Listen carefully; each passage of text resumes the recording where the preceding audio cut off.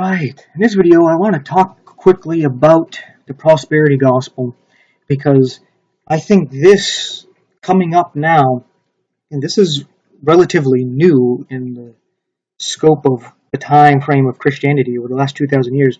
I'm not exactly sure when this started, but as far as I know, it's fairly recent, like the last, I would say 50 years, maybe 70 years. And this is just a precursor to the mark of the beast, because these people are accepting this false gospel that God wants you to be rich and prosperous and to have just this comfortable, easy life in the flesh. And since people are buying into this BS, never thinking about the life Jesus and the apostles actually lived and the suffering they went through and all the martyrs throughout Christian history, they just kind of ignore that and think, that would never come to me. God wants me to be rich and prosperous and never have to deal with even stubbing my toe. And, money just keeps growing on my trees for me, right?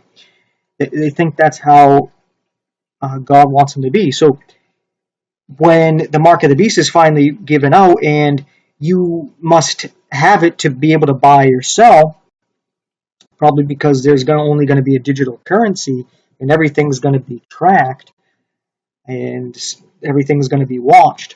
So it's going to be extremely difficult or impossible to barter in any other way. A lot of these so-called Christians are going to accept that because they're like, yeah, this has to be God's will, God's work, and I just have to take this because God doesn't want me to suffer. God doesn't want me to have to deal with all this. He wants me to be rich and prosperous and not have to deal with any of that. And so, yeah, I'm going to take this so that I can be part of society and whatnot. God sets up the governments, and He only harms the evildoers. So all these other people rejecting it, they're the evil ones, right?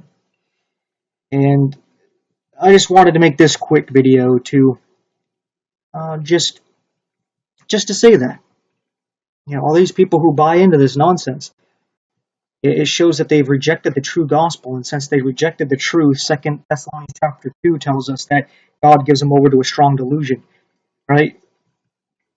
Jesus tells the Jews that those that are going to end up persecuting them are going to be thinking they're doing God's will, right?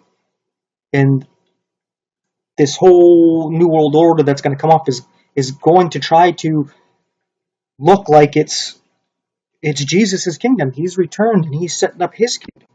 They're trying to make it look good and godly, and those who are against it are evil, right? But now, obviously, that's not how it really is.